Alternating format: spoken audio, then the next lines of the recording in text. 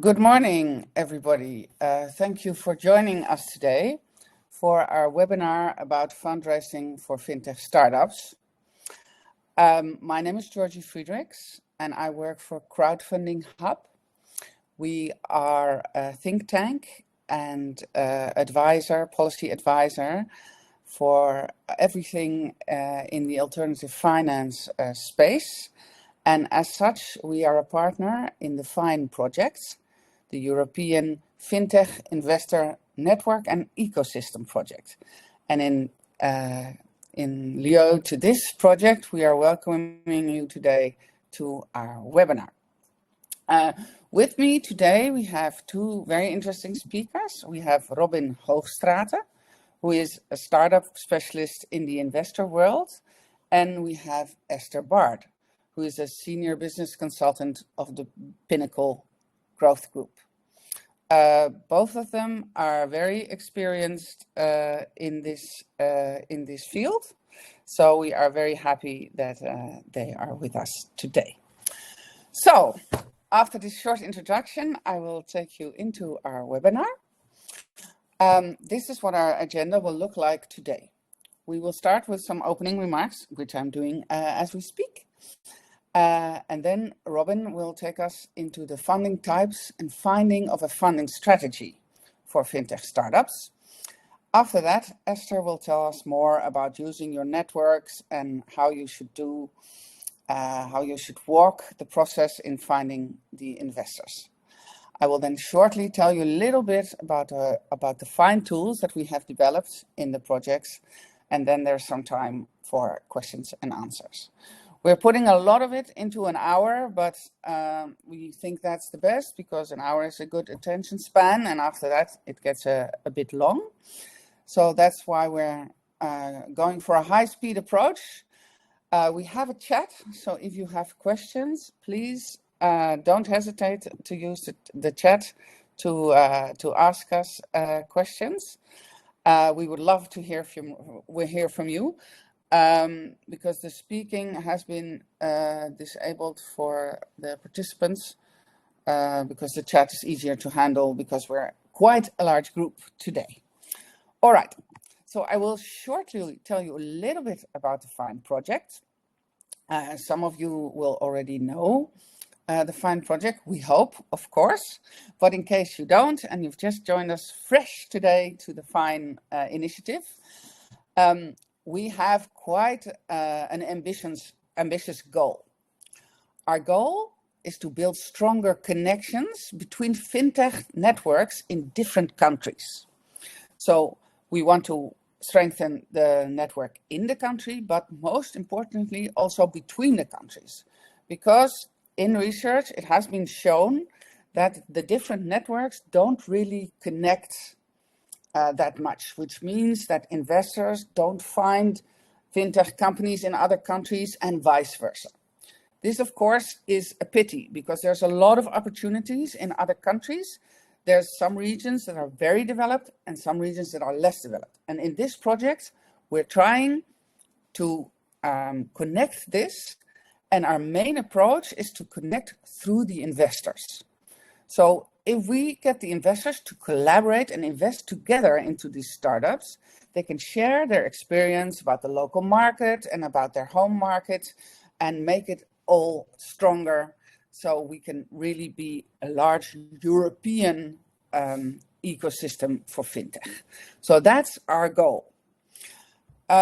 We are trying to reach this through a number of tools. We have I'm going to tell you about that at the end of the seminar. So I'll drop that for now. Here you see the objectives that we have in the project. So we want to increase the access to capital and investments for the less connected fintech ecosystems. We want to increase the access for the investors. We also want to improve the accessibility of knowledge for all the investors in all the different countries. And we think they are actually the best parties to help each other and to educate each other. So that's why we've developed the tools as they are. And we also, very importantly, want to facilitate inclusiveness and gender equality. So we want to empower women and minority groups to join us in the fintech system, so they get the role that they deserve and that we also need to be a successful network. So it's quite ambitious, but we've been on the way for quite a while already. We've developed some tools, we've had workshops, we've had webinars, and this webinar is one of them. So that's all about the Fund project for now. I'll tell you a bit more about the tools at the end, but I think we should dive into the material that we're all here for today. So I would like to give the floor, or the mic in this case, because I mean the virtual floor, I should say, to Robbin, who will take us through the first part of our webinar. Robbin, the floor is yours. Thank you very much, Georgie, and really happy to be here. To be a part of such an ambitious project as you told already, because I think it's a really important subject to attend the right attention to. So a little bit about myself, because then I think you also know why I'm a fan of these kinds of projects. My name is Robbin Hoogstraten. I started roughly, let's say, 10, 12 years ago in the Netherlands with one of the first crowdfunding platforms, which was called Simbit. It was one of the first crowdfunding platforms in the Netherlands, and in hindsight, it turned out to be one of the first crowdfunding platforms worldwide who started the initiative with equity crowdfunding. And from that, we actually grew in mainly our local market. So our, let's say the Netherlands as a big crowdfunding player, but outside of the Netherlands, it was really hard to gain extra traction. And that's like Georgie said, it's just difficult to connect investors amongst different countries, but also to connect entrepreneurs amongst different countries. In the end, when we were with Simbit already in existence for over 10 years, we sold our company to Seedblink, which I became a managing director of the Benelux for. Seedblink is from originally a Romanian platform who also has a company in Bulgaria, in Greece, in Austria, and in the end also in the Netherlands by buying Simbit. And that's when we found out how important it is to create connections amongst European countries and to connect networks. Not only in order to connect investors, but also to help entrepreneurs grow and to help entrepreneurs to gain a larger market, let's say, share. So my experience is mainly in helping startups raising capital, mainly equity related. So I know a little bit less about debt, but I also encountered my fair share of debt funding because we funded our own company also via different ways, including debt as well. So that's enough about me. I'm here to tell you a little bit more about funding strategies and everything there is to know about it. But first, we have a little slide also announcing our second speaker. So maybe, Esther, you can already give a glimpse of who you are. Thank you, Robbin. Yes, my name is Esther Baird, and as you can see, unfortunately, I've got over 30 years, which don't look at that one, 30 years supporting startups. Now, not always in the fintech side. I've been working on all startups from every sector. My background's accountancy, so I understand the finances and all of that stuff. I would been very much involved in the fintech corridor in Ireland, which is the one that looking at the corridor between North and South of Ireland, and we're looking at those fintech companies. And I would be involved in sitting on some of those panels and looking at some of their pitches. So if the guys are, I would probably be at the other side, trying to look at those potential investments and seeing if we can invest in those. I have invested some, but I would be more inclined to get others to invest. Not my scene, but I do score them, and I'm sitting on panels that would score some of those things. So I'm very familiar with that. And I would look at strategic planning and all those business planning. So that's me, and I work for Pinnacle Growth. And just to think the next slide is where these are some of the companies that we would work with in terms of Pinnacle Growth. It's a smaller business in Lisburn and County Antrim in Northern Ireland, but we have quite a number of broad spectrum of clients that we work with from all private sector, public sector, and fintech companies. So that's me, and you will hear me later on. I'll leave it back over to Robbin. Thank you, Robbin. Thank you, Esther. So indeed, you will be back in a bit to explain a little bit more about the network part of funding. So First, I'll take the stage with a couple of things about fundraising and setting up strategies and where to think of what to do and what not to do, definitely. So I'll take you through the goal of the workshop, a little bit about the different types of funding, and then we go into what we would call the funding life cycle. And the funding life cycle is, in my opinion, an important thing to realize where you are as a startup in order to determine what you need to do in order to raise funding. Because it might be that you're already a serious scale up, that you're, let's say, in the stage of talking to venture capitalists, but it might also be that you're just starting up your fintech initiative and you just need to find the product market fit. And there's a lot of, let's say, pre-development before you get there. And for every stage, there's a different thing you need to encounter or different things you need to realize. So that's what I want to take you through. So without further ado, let's just dive into it. So why we do this, or why at least Define Network also helps for this, is because there are a lot of challenges for entrepreneurs. And these challenges are, well, let's say in common, mostly over all of these phases of being an entrepreneur. One of them would be choosing the right type of funding. So do you sell equity? Do you work with convertibles? Can you go for debt? Do you do it sustainably? So are you thinking about the day after today? So not only raising the funding to develop your company today, but also make it durable so that you're fundable regarding the future, that you're accessing enough funding, because you really need to make a decent plan so you're not raising constantly, but you're also having time to deploy the capital and to make sure you can grow your company, how you convince the investors, and how you choose the right partners. So I think these are all common things which startups in every stage of the way will encounter. Some of them less, some of them more, but these are the problems we at least try to pinpoint a little bit today. So I already tipped a little bit about the, let's say, funding life cycle or growth funding life cycle, and that's where we are ticking in today. And here we have an image stating a little bit about the different stages, which in this case, it's starting, like you see, from the ID stage. So having a good plan, a good business case, which you are able to develop, and then in the end, working your way all the way up until maybe even a potential IPO, so going public with the company, which is not per se for every company, but it might be a goal you have as an individual. So I'm going to take you through all of these steps and give you some tips and tricks on what to do, what don't do, what you should definitely not do. And then if there's more room for questions, of course, then just feel free to put them in the chat or at the end. So a little bit about growth funding. First, I want to make a distinction between two types of funding. And I don't know how familiar you are all with already diving into, let's say, funding strategies and everything there is to know about funding. But just a small recap is one of the first things which is important for you guys to know is that there are two different types, two main types of funding, which would be defined as debt and equity. Most of you, as being fintech startups, will be small, let's say, tech startups, which in the end will develop into scalable companies, which means that at the beginning, you don't have a lot of assets, which you can, for instance, use as securities for funding your company or something like that. So most of you will probably look into equity funding to start off with.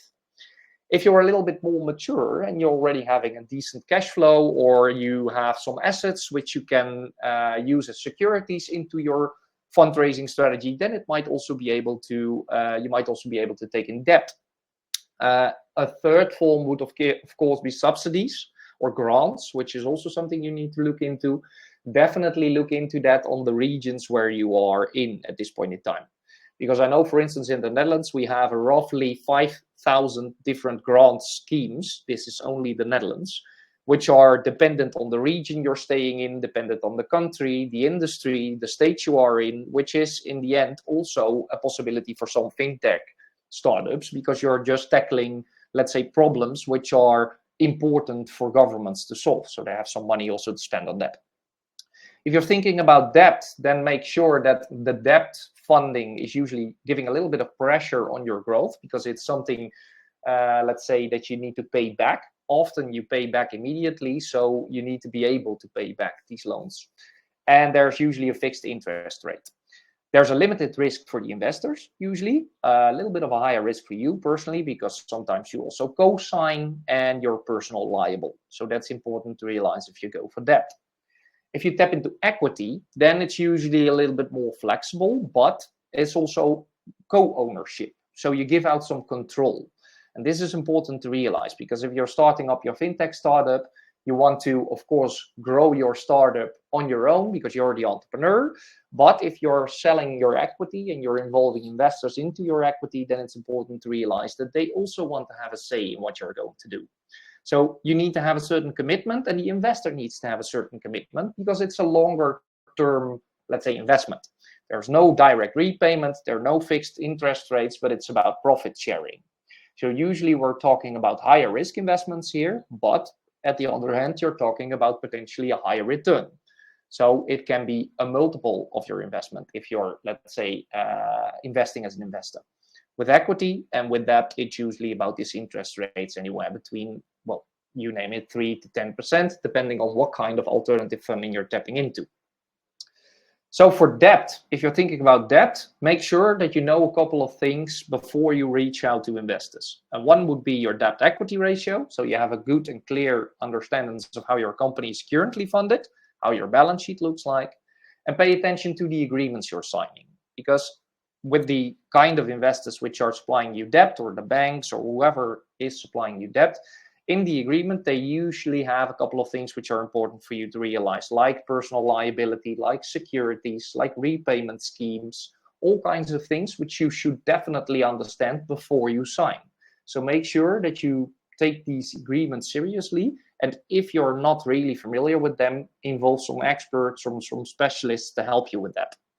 So often this is favorable for startups who are, let's say, generating already some decent cash flow, who have a more of a controlled growth, and who are, let's say, able to pay back the loan starting from day one. So most of you being early stage fintech startups, that's at least my assumption, this wouldn't be the best way of funding yet. If you would use loans, there are multiple ways to get it from. It's of course about alternative funding. So you can think about the traditional ones, which are bank loans, more difficult to get. But in the alternative world of funding, you can think about crowdfunding, you can think about factoring, microcredits, leasing, commercial credits, even angel investors are sometimes supplying out loans. So there are a lot of ways to get in loan. So before you are thinking about, let's say, debt, make sure that you know who you are approaching and if they are able to supply you with that type of debt you're searching for. I see a question coming in from Kenza. I'll quickly try to answer it already. Factoring. Factoring is a way of funding your invoices. So it's for companies who already have some, let's say, cash flow, which are sending invoices to their customers. And what you can then do is that you can sell your invoice to a factoring company. They will give you the amount of the invoice minus a little percentage, and the factoring company will collect the money at your customer. So it's actually a way of generating faster cash flow. So you don't need to wait upon, let's say, the payment terms of 30 days on an invoice, or 60 days, or whatever is on your invoice. So that's a way of funding or cash flow funding for shorter term funding strategies. If you look into probably what's most interesting for most of you is growth capital or equity. Then you need to realize that you're, of course, not, let's say, not having a short-term repayment, but you are allowing people and, let's say, individuals to also have a say in what you are doing. Because if you're selling your equity, then you're also selling a part of your control.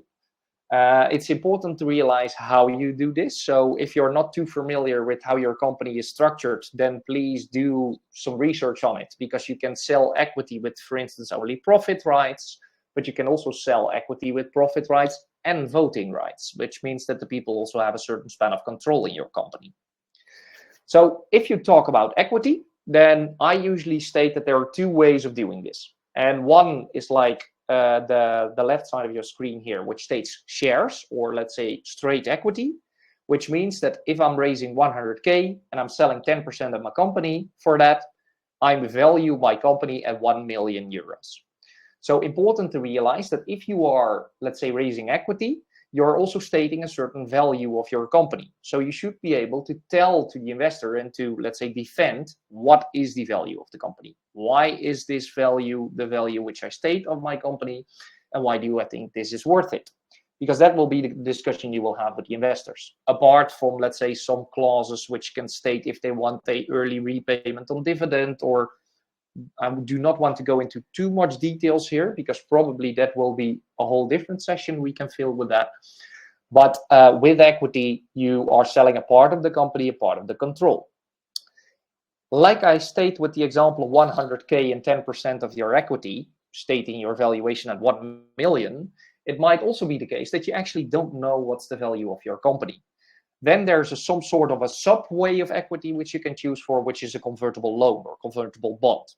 In this case, you're first giving out a loan or a bond with a certain interest percentage, and then at a later stage in time, you can flip this loan plus interest which was built up or accrued over time, and you can flip that into equity.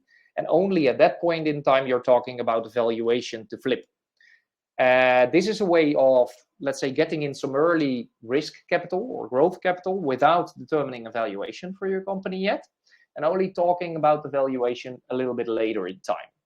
Usually you do give a discount on your valuation if you're using convertible loans, because people invest today with a higher risk than they would get in 3 years when the convertible would potentially flip from a loan into equity. So then you state, for instance, in 3 years, my company is worth, I don't know, 2 million, 3 million, 4 million. And then they get a little discount on that valuation because they supplied the capital already in a riskier stage before. So this is the, let's say, the equity scene. I see here what scalable and rapid growth means for you. There's a question I got from Bruno. Are these ratios and assessment frameworks PE firms rely on before investing? It's a good question, Bruno. Thank you. And I would say that scalable and rapid growth means that you're not talking about a 10% growth rate month on month, but you're talking about 100% growth, 150% growth, maybe even 200% growth. So it's really, let's say, steep growth where you need to pre-finance your activities. That's rapid growth. And there's not really specific ratios or assessments PE or VCs work with. It depends on every investor themselves. They will have their own, let's say, way of thinking about it. So I hope it answers your question a little bit. You Robbin, want to state something, Robbin, Georgie? there's also a question of Kenza. She asks you what factoring means. Yeah, I just explained factoring. So that's like selling your invoices. So that's the explanation I gave about you sell your invoice, and then the invoice will be, let's say, prepaid by the factoring company. So that's a way of funding short-term cash flow. So let me dive in, because I think we're sharp on time. So I'm rushing a little bit through this. You will get the slides. If there's more elaboration needed, then please use the questions afterwards, or connect with me on LinkedIn if you want to know anything. We can always see if I can help. But a little bit about this funding life cycle I explained, because I think it's good for you to understand the stages of this funding life cycle, to think of the stage you are currently in as a startup, and to take that stage as your relevant, let's say, background in order to think about what steps to take next and what to do, what not to do. So first I want to cover the ID stage. So the ID stage, well, it already states you have a great ID and you're going to validate it and you're going to develop it. Usually you don't have any revenue yet. It's just, let's say, at the bare start of your startup or your fintech journey. So at this point in time, I advise you not to raise any funding yet. And that has just to do with the fact that you need to spend some own time and some own money, if possible, and you need to bootstrap. Because if you are bootstrapping your way through this and you're trying to be creative, then in the end, you're, let's say, proving towards the market and also to potential future investors that you're able to take some risk yourself as well. Because as an entrepreneur, of course, an investor also wants to see that you're taking a certain risk and that you're not only taking a risk with the money from the investors. So at the ID stage, it's usually difficult to raise funding. You can actually in the ID stage, and that's for every locale you guys are in different, but you can look into grants. So sometimes you can validate your ID by opting for a grant in a certain region. For instance, the Netherlands had quite some grants on fintech because you could think about financial inclusion, you could think about financial stability, and these are big topics which the governments like to support with supplying grants if you're able to tackle these topics. So in the ID stage, do, let's say, investigate if this is something for you as well. Then after the ID stage, we usually state what we would call the co-founder stage. So then it's becoming a little bit more serious. You're involving some other people into your company and you're trying to really validate and to get a little bit further with your, let's say, sole ID as a founder. So you're trying to test it a little bit and you're trying to find ambitious partners who are able to add value to your company next to your own value. So at this point in time, it might be interesting to take a little look at how you are distributing your equity with you and your co-founders. Are you, for instance, using a management buy-in? Because sometimes you see that somebody is really enthusiastic about your company and they want to be a co-founder together with you, but they already come from either an entrepreneurial background or they were in a corporate before, so they have some money to spend. Then you can state with them, hey, if you are joining my company and you want to be a part of the equity, bring in a certain amount of capital. And then in the end, do pay attention on how you are stating these agreements with your co-founders. So usually I'm a fan of performance-based contracts in the beginning, which means that a co-founder who's joining in later needs to commit towards certain KPIs in order to get towards the equity you promised to them, because you can only sell your equity once. So be careful. And make sure that you're doing this well informed and well, let's say, structured with the agreements there. So after the co-founder stage, we really go into, let's say, the first, small funding stage, which is called the family and friends stage. So family and friends, I don't know if some of you have experience with it, but family and friends stage usually means that you're involving some, let's say, more direct relations into your company. So Esther will also talk a little bit about using your own network in a bit. So that's also how you are involving, let's say, people from your more direct scenes. And here in this stage, usually we state that there's still a low growth. You don't have what we would state monthly recurring revenue or maybe no revenue at all, but you're getting towards a MVP somehow. You're working towards launching the company. So in this stage, it's important to don't raise too much money because you actually don't know what's going to happen into the near future. So if you raise too much money, there are two things. One, you become lazy because you're having money to test and you need to be creative here.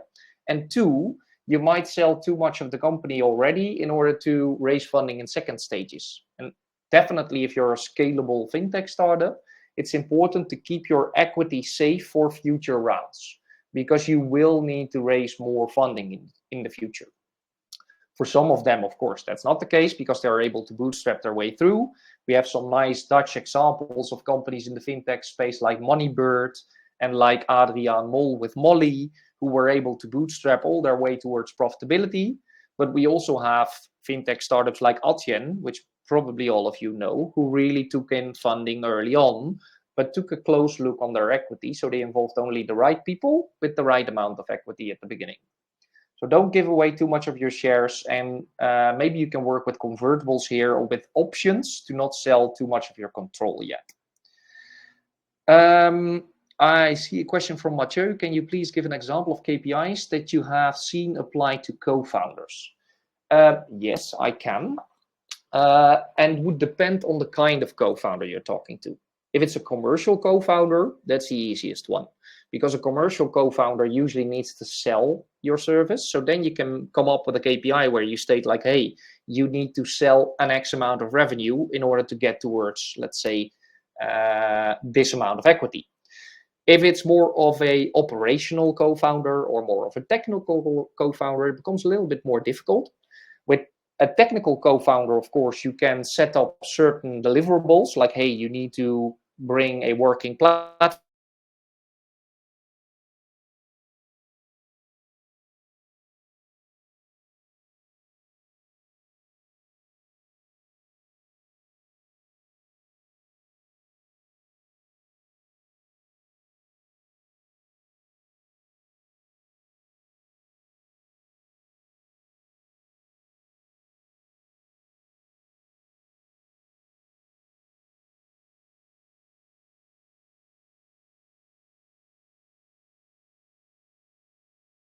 Yes, I think I'm back again.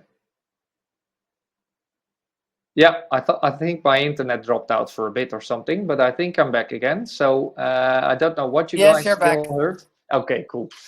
No, you're back, but we lost you about 2 minutes ago, something like that. Okay, so did you still hear about me starting about the KPIs on the co-founders? Yeah, I think I Yes. talked about the operational We're talking co-founder about when a I dropped technical. out. Yeah, you were talking about a technical co-founder. Yeah. With a technical co-founder, it's important to pay attention towards deliverables. So developing certain milestones in your, let's say, your technical development. And with an operational co-founder, it's more, well, it's less easy because it's usually about, let's say, having happy workers or having a certain amount of time spent together. But these are, let's say, things you can think of. So development milestones, commercial milestones, or partnerships, these kinds of things. So let me rush a little bit through because I also need to save some time, of course, for Esther still to have the more important part of also talking to your networks. So a little bit about the seed stage, which is the next stage. I'll come to Kenza's question in a bit, if a co-founder is really necessary. But seed stage would be the stage where you have a minimum valuable product. So you're actually, let's say, getting towards business. Your valuation is pumping up a little bit. In terms of fintech, it can even be higher than 1 million, 3.5 million. And you're getting towards, let's say, some recurring revenue. So you're having your first transactions on your platform. Everything is working. There's a more of a let's say, a good growth rate. And the funding need usually comes between 200K to 2 million.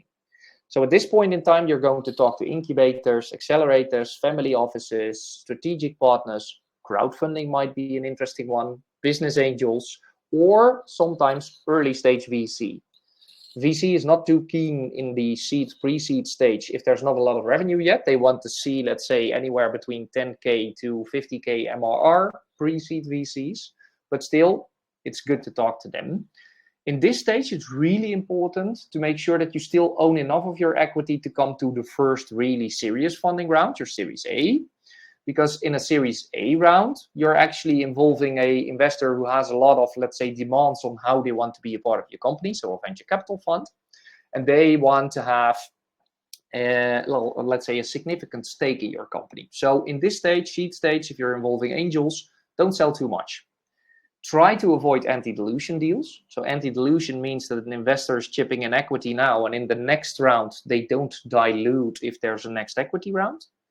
And then it's time for company valuation. So pay attention to pre and post-money company valuation. I see a question of Kenza also about how do you do an evaluation or pre-valuation.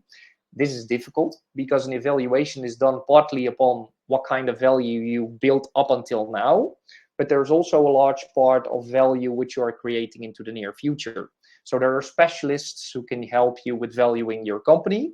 If you're really early stage, then I usually say as an investor, being an investor for over 11 years, that it's a little bit like this. We just state it's anywhere between 1 to 4 million, and we make a good negotiation. We pay attention with the market size we're tapping into, the earning potential, and then we're coming up with a number which makes sense. And use benchmarking. So try to benchmark to other deals who happened before. At this stage, it's really important also to focus on the right match. So make sure you click with your investor because it's a marriage. You're in there for a long time and you want to make sure that it's a good time together. So make sure that it's the right match with your investor. The next stage would be Series A. That's the first really, let's say, bigger stage where you're involving usually venture capital funds if you're really, let's say, a scalable company. So pre-money valuations are kicking up. So you're talking about 5 million up. There's more recurring revenue. There's a larger growth rate. And the financing need becomes bigger. So then it's either strategic. Strategic can be banks joining or these kinds of, let's say, more strategic investors or venture capital. Again here, and that's what I stress throughout every stage, be sure that you know that you don't sell too much of your equity. Start in time. These rounds, Series A rounds, usually take 6 to 9 months in order to complete, from getting the first talks into having the money on your bank account. So make sure you start in time, and also take a look at the investor's portfolio. You can, by talking to some of the companies which are a portfolio company of an investor, you can already learn if they like their investor, how they act in good times, how they act in bad times. So this helps you to also do your due diligence on the investor. Because it's not only the investor who's going to do due diligence on you, you need to do it the other way around as well. So then after Series A, there's a question, what now? So your first big funding round has been done. Well, what we see usually with fintech startups is that they will still go for a Series B or a Series C. That's usually when international investors get involved. So up until Series A, you're usually talking to your local investors, and then more international investors, London-based, Paris-based VCs are joining in Series B or C rounds. And this is usually done through connections of your investors. So that's important to also involve them. You can grow organically, of course, if you're doing a great job, so you don't need any funding anymore, or you go public, an IPO. That's an option as well, of course, to not necessarily as a goal, but it can be a nice way to raise an extra amount of capital, of course, and to create an early stage exit for your first investors. Because do realize involving investors means that they want an exit also at a certain point in time. So you need to tell them and supply them the possibility to create an exit. So IPO, I usually state it's not a goal per se, it's a means to, let's say, generate exit. Well, don't think about one way of investing, because there are always multiple ways you can combine, which we would call co-investment. So we talked about debt, we talked about equity, we talked about angels, venture capital. It might be that you're involving them all into your company. So in the end, you can split up one funding round with different investors, one who takes the first leap and who's jumping in first, and then the other who wants to join. So you can usually split up your funding round, and you can co-invest with different investors to make it more bearable in terms of risk for these investors. So important to realize that. So you can take in crowd, business angels, strategic, professional, but if you're thinking about this, make sure your investors are aware of your intentions, so they also know that others are joining, because sometimes they also have their opinions here. So there's one other question I see from Bruno. Are Series D and after a red flag about a company business idea or an economic formula viability? Bruno, that's a good question, and I think it really depends on the business case. Some companies are just not built to be profitable really anytime soon, and they are, let's say, having the winner takes it all market. So then there needs to be larger funding rounds in the end to flip into profitability. So it really depends on the business case. So it shouldn't necessarily be a red flag. It can also be a strategic decision. Of course, there are also examples of companies dragging along and raising funding every time in order to survive. Then it can be a red flag. So a little bit of summary about what I told you, and then I'm giving the word to Esther, is that if you are raising throughout these stages, there are a couple of things to really pay attention to. That's, of course, one, the funding, the amount. What are you taking in? What kind of equity are you selling? How much of your equity are you selling if you're thinking about equity? Do not mistake yourself that funding can also be a marketing strategy. So it can, if you involve a certain strategic partner, there can be more to it than only funding, because these partners, these names can help you to grow. They can help you in other networks as well. Crowdfunding is a really powerful tool to also market your startup to potential customers or people who did not know about you. And in the end, and that's, I think, a nice bridge to where Esther is going to take you, you're involving people also with a lot of knowledge and network. So it's not only you anymore. There are also people who are joining you and who can help you to get introduced to any, let's say, other investors or outside of your country, these kinds of things. Then I think I have a last question, which I will answer here, and then I give the floor to you, Esther. And that's, do we have stats about the percentage startups that go to bankruptcy? I do have some stats. But let's say it depends on the scene you're tapping into. I don't have fintech stats, to be honest, so specifically fintech. But what I usually see is that from startups which are starting from the first year onwards, definitely 50% will not reach a second stage. So usually see that 50% ends or goes to bankruptcy in the first 2 years, first 3 years, and only, let's say, of all of the startups there, only 10 to 20% is becoming really successful. So that's also why investors are quite keen on making sure that you don't have, let's say, that they try to test your business model as soon as possible to find out if you're a winner amongst their portfolio, because they need to get some return on their investment as well. So yeah, last part, sorry, I missed this slide. Also important, of course, to think about the structuring. So I talked a little bit about the equity, and make sure that you know how you are selling your equity, what's the agreement you're signing, and so on. So that's my part. A little bit of a rush. If there are questions, I'm still there at the end. But Esther, of course, I want to leave the floor for you as well. Thank you very much, Robin. That was absolutely brilliant. And I'm sure it's given us all an insight of how to look for investment. I'm just going to now cover a bit around if you're ready for investments, how do you get ready and who do you want to pitch it to, some tips around the pitching for that. And then again, using some networks and stuff to try and gather momentum. So the first thing, I suppose, if you're investor ready, and to ensure that you're investor ready, make sure you've got the following, I suppose to say a 2-pager, which is really to arouse the interest from potential investors. This should be concise, visually appealing if you can, a document that really shows some aspects of your business, things like company overview, a brief description of your business, what you do and why it matters. And then the sort of, I mean, I think Robbin touched on it there, the market opportunity, what size and growth in the potential market that's out there and how you're going to succeed in that market. What makes you basically your USP, what makes you set out apart from your competitors.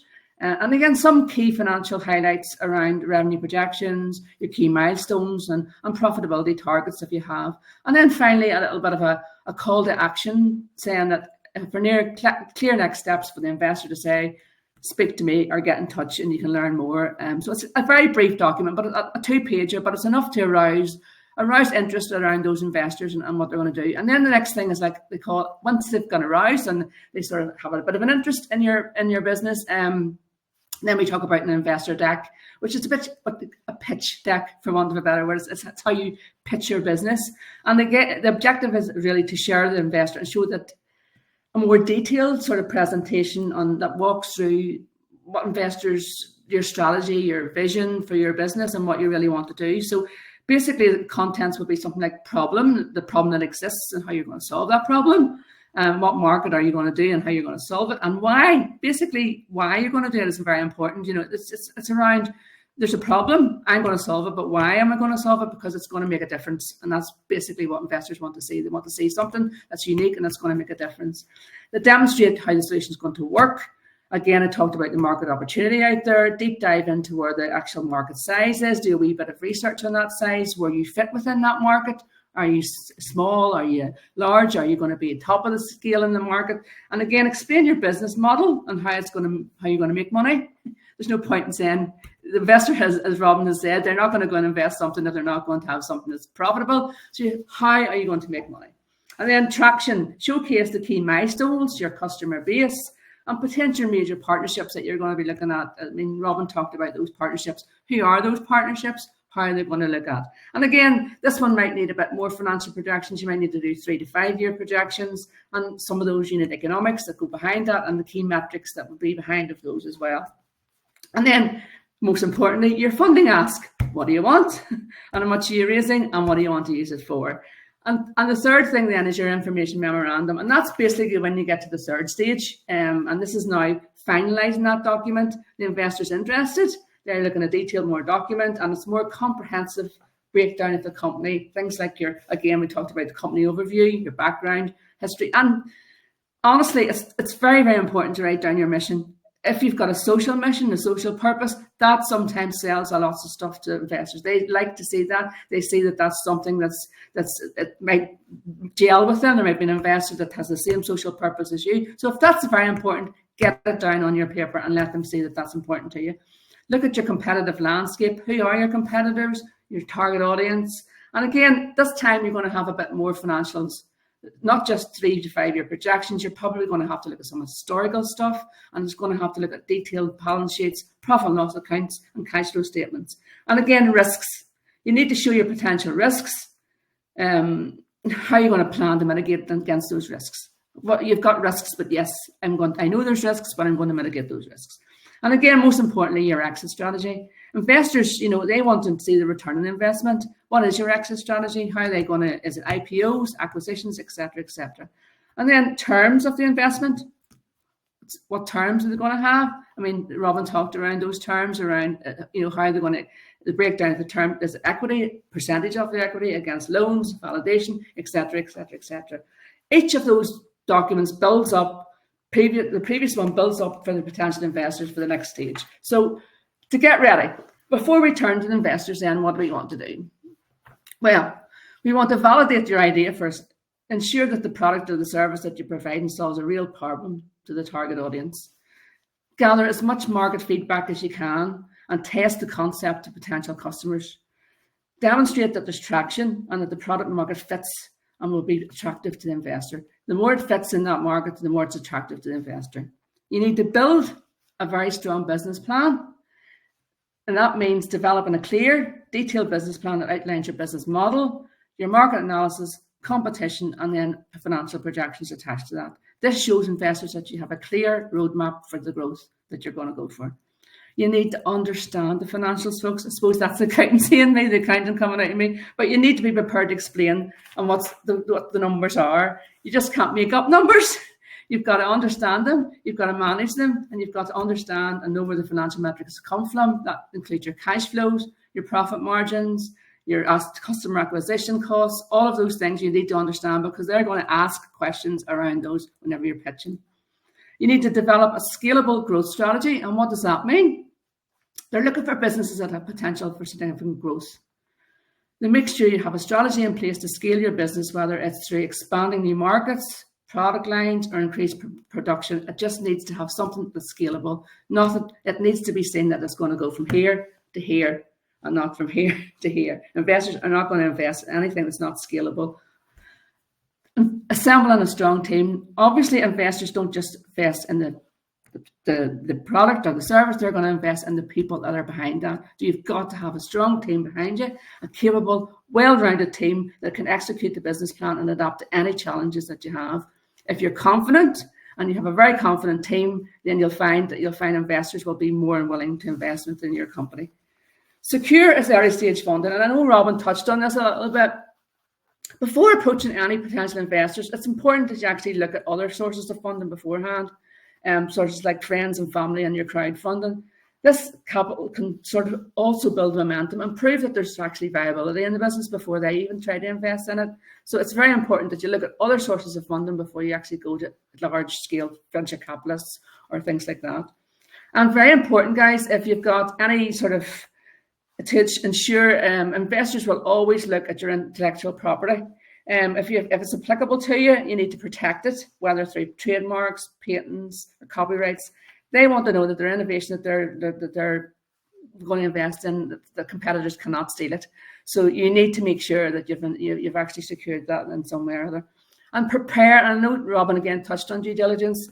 You have to do due diligence as well, as Robbin says, but there's without a doubt investors will do due diligence in your business. So you need to be thoroughly vet they're going to vet this business before you even begin to get investment. So make sure you have all the legal stuff done, your financial records stack up, all your contracts are in place, and there's no hidden stuff that's going to come back, because that will be the thing that will bite you, and it'll not help the investor in any way. So so the next thing then is any investment, you're going to have a business plan. Now, business plans, when everybody says business plans, you're going to find that people think it's going to be this long-winded piece of, that sort of sits in the corner and it's only used once. This is your business plan, and this is how you sell your business, and this is how you're going to sell your business to any investor. They're going to need something on paper. And again, even investment in loans, if you're going to go to the bank's going to need something as well. So it's not just for these equity investors, it is a business plan. And it's going to, basically the business plan is contents of a business plan, and they're normally all similar, and the summary will be an executive summary, and in fairness, the summary is usually done at the end. It's a summary of what you've just written, so that just covers everything that I'm going to touch on now. And basically, the activities of the company. What is the activities of the company? The description, the purpose, overview of what your business is, and discuss the industry, the business structure, the problem that your business is going to solve, and what makes you unique. What is your fintech that's going to be unique to other businesses? And a tip here, please include business history. If it's applicable and your vision for the future, it's very, very important that you look at your history, where you've come from and where you've been and where you are now. That actually helps show a picture of where you are. Let's look at your legal structure. What legal structure do you have? Limited company, you could be a sole trader or whatever. It's all around that legal structure. Where are you in your legal structure? Make sure that that's tight and that everybody knows who owns the business and who's the shareholders, who's the owners, and etc. etc. And again, market research. Go out and do some market research. Look at your industry trends, your demographics, your customer needs, and look at your competitor analysis. Use all that data as research to back up the market claims that you're saying in your report. Where am I? This is who I are. This is where we are, and this is what we're going to do. And again, organization management, employees, who's in the business, what's the structure? It's very important that they understand the structure of the business, who runs the business, who's the next level, who are the team, very strong team. That also helps sell the business. And again, just structure it. Important to have your historical, when it comes to finance. The finances is the most important part. You need to look at your historical finances. You need to look at where your finances are now. And it's about, can you show 3 to 5 year projections? It's very, very important. Those projections are detailed. They have your profit and loss account, your cash flow, your balance sheet. Investors want to see future. They want to see that the business is going to be sustainable. There's no point in investing in something that ain't going to be sustainable going forward. You want to have a look at your market and sales strategy, lay out your plan on how you're going to sell to the customers. Who are your customers? Where are your customers? What's your sales tactics, distribution channels? How are you going to promote that? And all of those things. Just detail as much as you can within that, in as much as you can. And again, for your financial projections, just show that growth strategy. Show the what if scenarios. What if 10% falls? What if 15% falls? You've got to do your sensitivity analysis to prove that if the worst case scenario happens, it still exists. We're still sustainable. And investors like to see the what ifs and the sensitivity analysis. Just proves that you've seen every single angle and you're prepared to look at all those angles. And again, you can add things in your appendices. You can add things in, like you can add your CVs in, you can add stuff in your appendices just to strengthen up your business plan going forward. But it's very, very important when you're in the business plan that you keep it concise, avoid jargon, and make sure it's very, very clearly understood. Research thoroughly, make sure that those research statistics all back up. You're not putting something in there that you can't back up and you haven't researched. And it strengthens your credibility of that business plan if they can see that you've researched that. Focus on your strategy. Show how your business is implemented, execute your business vision. How am I going? My vision and my mission is this, and this is how I'm going to get there. Or this is how we propose to get there. And then, importantly, folks, people don't do this, but you've got to update that regularly. Something can happen tomorrow, and that can just change your whole plan. So you've got to really, really, really update that and change it as your business grows. So does your business plan grow. And it's very, very important that you understand that. And it's a live document. It's not something that is thrown in the corner and gathers dust. It needs to be live and it needs to be updated on a regular basis. So we touched on this, and this is something that that was alluded to in using your networks. Like anybody, I suppose you need to be well networked. I suppose sometimes people love it and some people loathe it. I suppose I'm very much, I like networks. I love it. I think you build up your networks is very, very important. And it also helps to build up that credibility of who you are and who your business is. And the more people that can tell the business to and talk to around your business within reason, within your IP rights, but you can obviously leverage those to help you. So existing networks, like this, you're in the FINE network, use those to reach out to your friends, your family, your cousins, your colleagues, your business acquaintances, just any investors just contact them. Sometimes you can be as bold as getting on a phone and just asking questions, and just use all those people that you know and contact as many as you can. And again, use warm introductions. If somebody has referred or trusted individuals referred, increase the likelihood, that could increase the likelihood of somebody investing in the future. If you've got somebody who's going to introduce you to them, use that warm introduction as a way of getting sometimes alumni and professional networks from previous universities or whatever you've been in, that use them. They've sometimes got vested interests invested in businesses as well. So it's important to go back to those kind of guys. And again, use joint fintech groups like this. This is a really good source of use of networks. These are sort of things that you want to get involved in. There's like-minded people that are doing the same thing. They understand where you are. They know the pain points. Get talking to them. Sometimes it's just around finding out those individuals. You're not the only one that's going through the pain point. Sometimes they can tell you how they got through it. So it's very important that you can listen to that. So business associates, go to pitch events. There could be just as somebody that's sitting in the background watching how someone else does it, so that you can see how someone else, when you're ready to do your pitching. Collaborate with other entrepreneurs. Again, that's very important to get shared into other investor networks. They always can say trust their judgment. That collaborating with them might mean, if you might even want to collaborate with them, it means two people, sometimes two heads are better than one. But again, as Robbin has alluded to, that can sometimes dissolve some of the shares that you might have to share. You might have to end up going jointly, and that can dissolve some of your shares. So you just need to be very careful when you're collaborating with somebody. What are you collaborating with? Make sure there's a contract that everybody knows what they're doing, so that you're not getting stung, really, for want of a better word. So again, you can use advisory boards, etc., etc. And again, it's important you can actually you can leverage with advisors and lawyers and accountants. Again, I'm an accountant. Please don't shoot the messenger. We do have a purpose, and sometimes lawyers and accountants are those guys that you can sign boards. And sometimes, again, if it's a bit of a fintech business, they may want to actually invest in it themselves. A lot of fintechs with businesses actually help support those type of industries, like advisors and lawyers and accountants, and it makes their life easier. So they might see that there's a good chance of investing in that type of a product or service. So talk to them, leverage them, and see if they can give you some guidance around that as well. And again, collaborate. You can actually look at innovation hubs, professional networks, legal and financial firms, etc., etc. And again, attending investor conferences. I know in Ireland we have what's called a Seedcorn competition, and that Seedcorn competition is for those guys. It's not just in the fintech space, but those guys that are looking at VC capital. We have a big investor conference every year in Ireland, and that attracts all of those VC.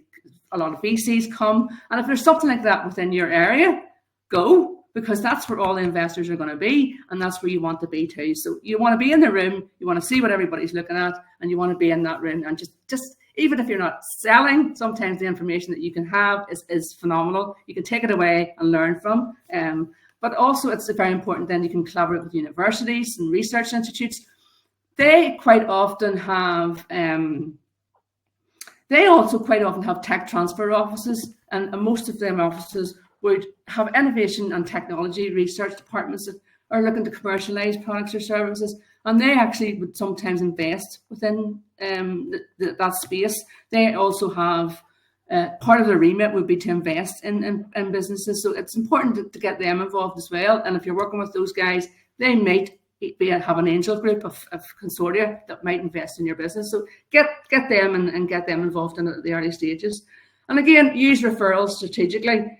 If you've already have an investor, ask them to introduce you to other investors. Most investors heavily rely on their own networks, so it's important that you can actually get them to strategically involve you in other things as well. And honestly, I can't emphasize enough, if you've got a mentor or coaches, those business mentors or coaches are valuable when you're starting at an early stage business startup. They can give you the corridor into all sorts of VCs and angel investors. And sometimes some of these mentors and coaches are, as Robbin says, in the area that you're living in, there's lots of grant funding, and there's a lot of with the grant comes a mentor and a coach. And those guys are really, really, really, really valuable to you when you're trying to invest in that. So I know there's a lot of questions. Can I just come back to the questions? We'll come back to those questions at the end, because it's going to. Yeah, Esther. Okay. Yeah, Esther. I think we're.